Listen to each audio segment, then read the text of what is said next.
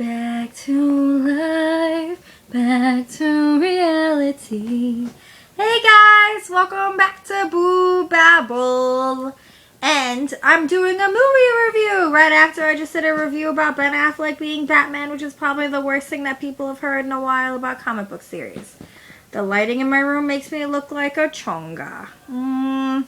Anyway guys, what's up? Here's some booby love. Since we missed you, the ladies and myself, I am back to talk about the Mortal Instruments City of Bones film. Why, you may ask? Of all the things that I could talk about, why would I pick that movie? And I will tell you why. In the same respect of Beautiful Creatures, I am an avid book reader. The Mortal Instruments series happens to be a book series that has changed my life, and I have a quote from the second book in the series called City of Ashes on my right shoulder blade.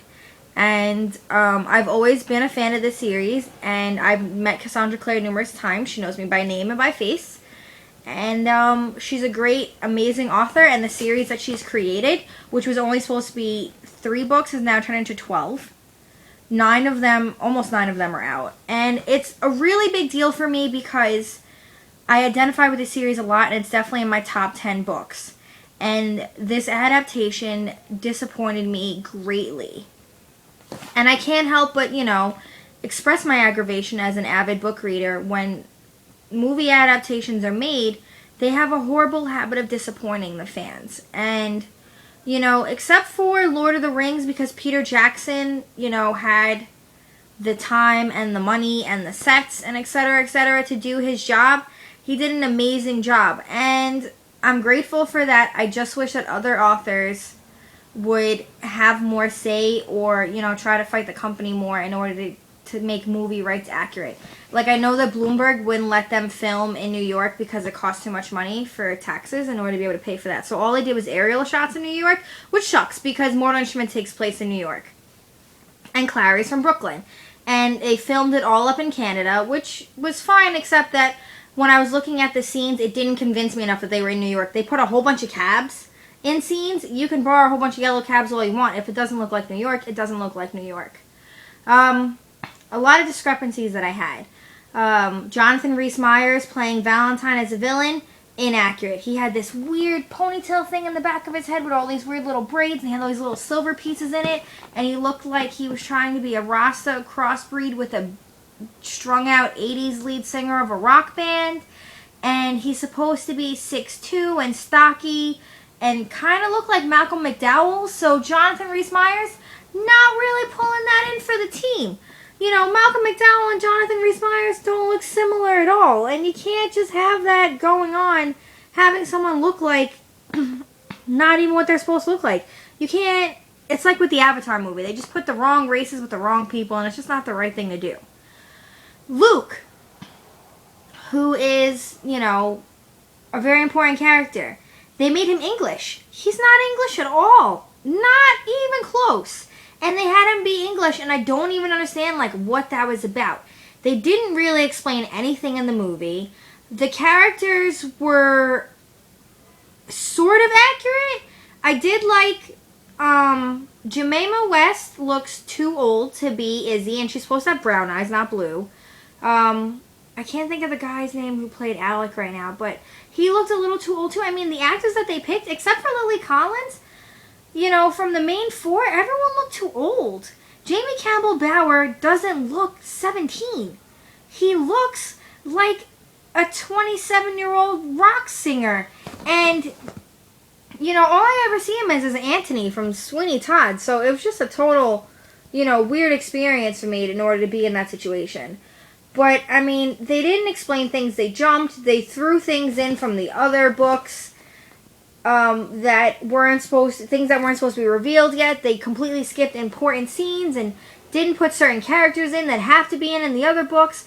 And, I mean, I know they did it in the Harry Potter series, but they tried to stay as much on the focus as they could, with the director liberties. But, I mean, they didn't involve the fairy court at all. Fairies are very important in the series. I know you guys are like, oh my god, you're talking about fairies. But they're a large part of what goes on in the story. And the fact that they skipped them and left them out is ridiculous. And they left out the king of the vampires in New York City. And he's important. He's very important later on in the story. Because the story is about a war. And leaving certain characters out is it's just horrible. And for someone who, knows that series front and back, they could have done certain things that I would have been okay with, and they just kind of BS'd all of it. I mean, I liked Lily Collins for Clary, and, Hodge was great because he's Richard Harris's son, and he's an amazing actor, and I loved him on Mad Men. But, I mean, there was just so much that could have been done, and they just kind of pushed through it, and they didn't explain anything, and they were jumping around. So, I mean, it's going to flop, and no, they're not going to make a sequel, and that sucks, because book series usually don't get sequels very often, except for the Narnia series and Harry Potter and a couple other large franchises like Hunger Games. But there have been numerous of book series that have come out, that have tried to come out with, multiple book movies, and they flop because these directors and producers and writers don't make the story consistent enough that you know what the hell is going on. My friend went with me, and he was like, if you weren't telling me side information while we were watching this movie, I would have had no idea what the hell was going on, who the hell was with who, why anybody was doing anything that they were doing, and I just hated it. I kind of wish that they could just take fans and have us make it.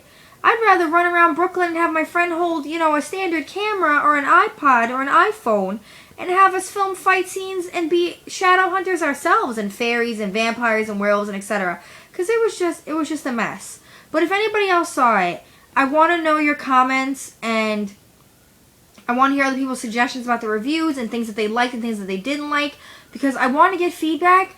I'm a huge TMI fan, and I'm going to talk about this more because they did so many things, and I really want to start doing book reviews too, but I want to know what people thought about this movie. So, Facebook.com/BOOBBABBLE for the boobs and the babble with me. Also, check out my Google Plus page that I put up. I'm going to be putting up pictures of cosplay. I'm going to start doing con coverage very soon because Comic-Con is about 2 months. A little update for you guys in case there are more videos or less videos. Unfortunately, I am now unemployed. I just actually lost my job a couple days ago, so I'm really trying to figure out how to make things work. So between Etsy, these guys, and this, and YouTube, I'm really trying to figure out to make ends meet. So spread the words, guys. I need the help, and I'm not trying to be a beggar. I'm just letting you guys know because this is the real world, and that's what happens. But I have an Instagram. I have a whole bunch of social media. I'm going to be talking to you guys, and I'm going to be making some more videos sooner rather than later. I'm probably going to do a DIY video soon so you can see what's going on, because I'm really kind of getting into crafts too while I've had this spare time. So let me know. Please comment below and share this because I want to talk to other people about this movie because no one knows what this book is actually about based on this movie. So I'll talk to you guys soon. Say bye-bye, ladies. Bye-bye, guys. We missed you. Ooh, shadow block. Peace, guys.